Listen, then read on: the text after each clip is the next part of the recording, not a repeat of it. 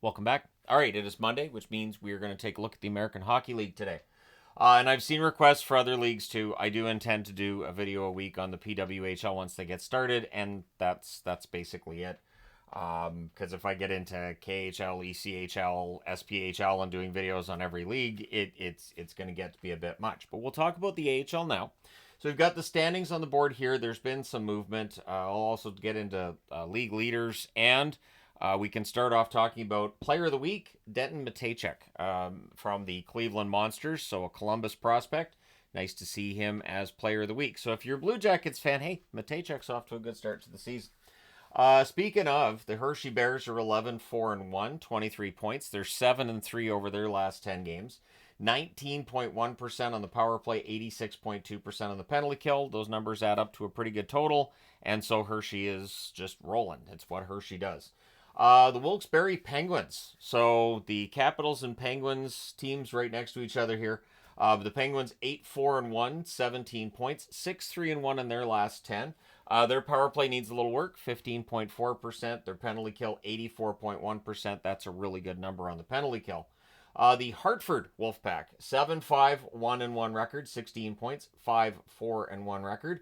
Their power play, not great, 10.7%. So it's interesting because the New York Rangers have a great power play. Their farm team does not. 73.7% on the penalty kill.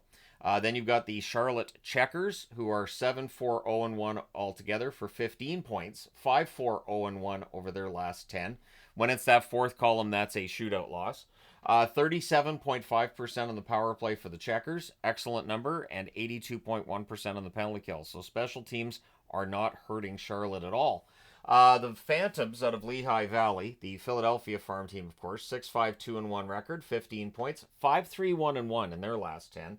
26.1% on the power play, 84.2% on the penalty kill. Solid numbers there for Philadelphia's farm team. So I mentioned with Hartford how their power play isn't very good, but the Rangers are excellent at the NHL level. And it feels like it's kind of a vice versa, where the Flyers, their power play is known to struggle. The Phantoms quite good. Providence, 6-7-2 record, 14 points, 4-4-2 over their last 10 games, 14.3% on the power play, 81.8% on the penalty kill. So Boston and Providence both needing a little bit of help on the power play. The penalty kill numbers are excellent in Providence. Then you get to Springfield, 6-8-1 record, 13 points, 4-5-1 over their last 10 games. Their power play, I believe the worst in the league. You just look. Yeah, it looks like it. 10.2%. And on the penalty kill, not bad, 80.3%, but that 10% on the power play, they've got to turn that around. The Islanders of Bridgeport, 4-9-1-1 record, 10 points, 3-6-0-1 over their last 10 games. Their power play at 15.9%, their penalty kill at 78.6%. Hoping Bridgeport can get things going and go in the right way, because they wear the Captain Highliner jersey, the Fisherman jersey, is their home and away now. So even though I'm using the Bridgeport logo that they changed to just a couple years ago, now they're over to the other one. Anyways, so we'll see how things go for the Islanders this season. But at least they look good. At least the jerseys look nice. The North is led by Laval. They're 12-2 overall. They're 9-1 over their last 10 games. 19.1% on the power play, 86.4% on the penalty kill. So that special teams number. Again, if you add the two, and if it's 110, that's considered elite. 19 plus 86. I mean, it's in that range of 105. So that's pretty good. The Cleveland Monsters, 10-4-0-1 record. They're 8-1-0-1 over their last 10. So they've been on a really good run. 24.1% on the power play, 81.8% on the penalty kill. So future pretty bright, I think, for Columbus. The Toronto Marlies are playing well. 8-1-2-2 overall. 5-1-2-2 over their last 10. 23.3% on the power play, 90.4% on the penalty kill. So, yeah, they know how to kill penalties in Toronto. The Syracuse Crunch, Tampa Bay's team, of course, 7-5-1-1 record. That is 16 points for them, 5-3-1-1 over their last 10 games. 15.1% on the power play, 83.1% on the penalty kill. It's funny, I put the points totals here, didn't put the points totals for the other divisions. It's fine. We're just going to keep going. But yeah, 15.1% on the power play for Syracuse, so they don't have Tampa Bay's power play there and the 83.1% on the penalty kill. It doesn't hurt. Doesn't hurt for Syracuse. The Americans 7-5-2, 6-2-2 over their last 10 games, 14.3% on the power play. You'll want to bring that up. 81.8% on the penalty kill. That number is pretty good. So there's a lot of teams in the North that are doing well, and Belleville still too. 6-2-0-1 record for them, 5-2-0-3 over their last 10. 23.5% on the power play, 77.8% on the penalty kill. The Comets, what is going on in Utica? The Utica Comets is one of the nicest logos in sports. 0-10-1-2. They still haven't won. How are we all looking at December soon and Christmas ornaments and trees everywhere? They haven't won a game yet. 0-7-1-2 in their last 10 games. 17% on the power play, which isn't awful. The penalty kill, 71.4%. Not great. So, yeah, for Utica, things not looking great. How do you not win a game out of 13? It's insane. I did see somebody saying I should do a video on Utica. The problem with that is that with me not watching a lot of the Utica games and whatnot, I can't add really any insight on it other than to say that's just awful. It's not great. So Utica having some troubles, but at least their jerseys are really nice. The Central is led by the Griffins, 11-3-1 record, 7-2-1 over their last 10, 15.1% on the power play, 88.7% on the penalty kill. Excellent penalty kill for the Griffins, who of course are the farm team for Detroit. The Admirals right behind them, 9-3-0-1 record, 7-2-0-1 in their last 10. 21.6% on the power play, 85.7% on the penalty kill. So special team numbers a little bit better than the Griffins. Texas, and I'm wearing my Texas Stars jersey. 8-4 record for them overall. 7-3 in their last 10. 26.3% on the power play and 83.9% on the penalty kill. Special teams are excellent for them. And overall, they're trending in the right direction. The Iowa Wild, not as much. 5-8-1 overall. 5-4-1 over their last 10. 17.2% on the power play, 72.9% on the penalty kill. That's troubling. Then you get to the Manitoba Moose, who are 5-8 on the season. They're 3-7 in their last 10. 16.3% on the power play, 77.6% on the penalty kill. So while we've got a North Division here where everybody's doing well other than Utica, you've got an Atlantic Division where, top half's pretty good, bottom half mediocre. And then you've got the Central, where you've got 3 good teams and 4 that are not performing great necessarily. And that brings us down to Chicago, who are 4-7-1. They're 3-6-1 in their last 10. 9.4% on the power play. So, yes, they're worse than Springfield. 76.2% on the penalty kill. So, yeah, Chicago Wolves numbers, not great. The Rockford Ice Hogs, 4-8. They're 3-7 over their last 10. 18.4% on the power play, 82.9% on the penalty kill. Their special teams aren't hurting them. Apparently the 5-on-5 is, because being 4-8, and again, if you're Chicago, your farm team's not doing that great either. So it's been a tough time for the Blackhawks organization right now. The Pacific Division is still being led by Calgary, and I would think that's going to stay that way. They currently have 25 points. San Jose's behind them with 18, so I think Calgary's pretty safe at 12-3-1. They're 7-2-1 over their last 10, 19.3% on the power play, 87.7% on the penalty kill. The San Jose Barracuda, 9-5 overall, 6-4 over their last 10, and Askarov was just called up, so if Askarov spends some time with the San Jose Sharks, that may negatively impact the Barracuda.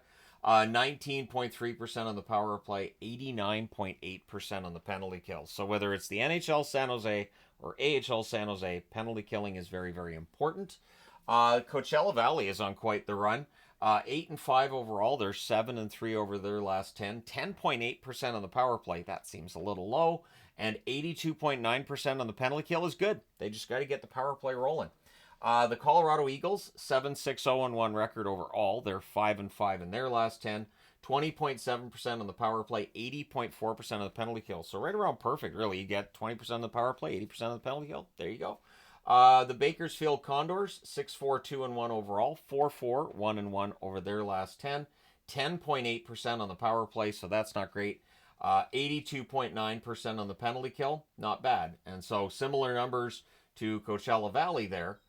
And it's not the only one, but let me just run a little bit of a double check. Yep, that's what I thought. So they're right next to each other, and I accidentally wrote the wrong penalty kill number. It's 85.4% for Bakersfield. But the power play is the same at 10.8% between Coachella Valley and Bakersfield.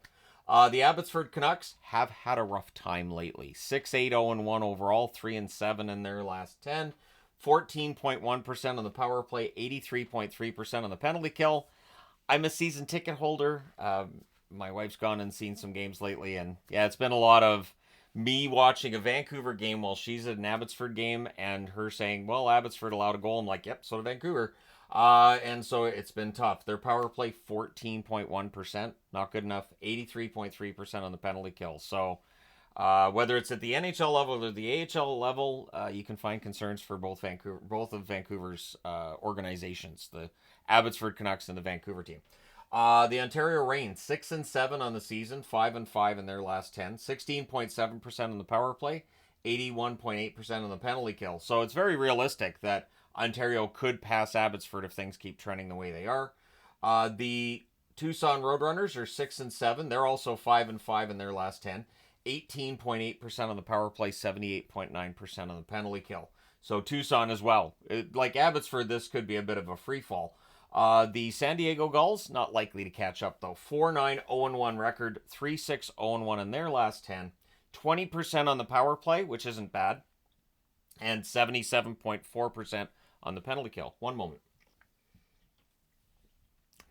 All right, that took care of that. The Henderson Silver Knights, 4-9 overall, 3-7 over their last 10. 18% on the power play, and 76.4% on the penalty kill. So the special teams need to get a little better, and Henderson in general needs to get a little better. So we get into your leaders. The points leader right now in the AHL, Hinostroza is still there, but now he's got a tie that he's dealing with. Milwaukee, 19 points for Hinostroza, and Graf from San Jose. He's also a rookie, so Colin Graf with 19 points, doing well for the San Jose Barracuda. Your goals leader, Cairns from Calgary, 13 goals. And I saw an article on how he's turning some heads in the Flames organization, and who knows, maybe he ends up getting a call-up at some point this season. Your plus-minus leader, Ethan Bear for Hershey, plus 14. We'll see if his strong defensive play garners any interest from a team that might be looking to make a trade, because Bear cleared waivers before the season got started, but you never know, with defensive issues being as they are. Maybe at some point he gets a call-up from Washington.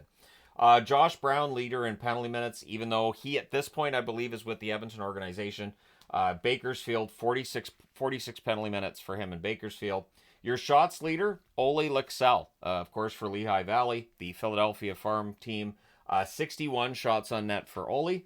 Save percentage leaders, we get into goaltenders here, and Devin Cooley is having himself quite the year. 953 is the save percentage, he leads there. He's also leading in shutouts with 3. And if you get into wins, he's tied with Hunter Shepard of the Hershey Bears with 9 for the league lead. So they're both having pretty strong seasons. Tonight there are no games in the AHL. That's why the stats video for the AHL is done on Mondays. Generally, they don't have games on Mondays. There are 3 games on Tuesday.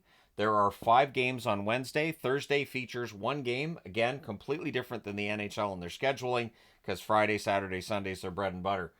Friday, there are 12 games, 13 on Saturday, and 5 on Sunday. So that's 30 games over a 3-day period after only having 9 the previous 4 days. Thus the life of an AHL hockey player. So we'll see if things change in the coming week. But right now it definitely looks like Hershey is cruising atop their division. Laval's doing a pretty good job. The Griffins, strong run for them lately. They got the Admirals right there with them.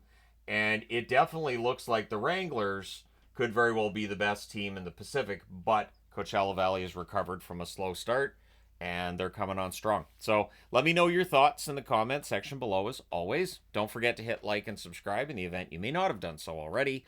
Thank you guys so much for all your support as always. I will talk to you again soon.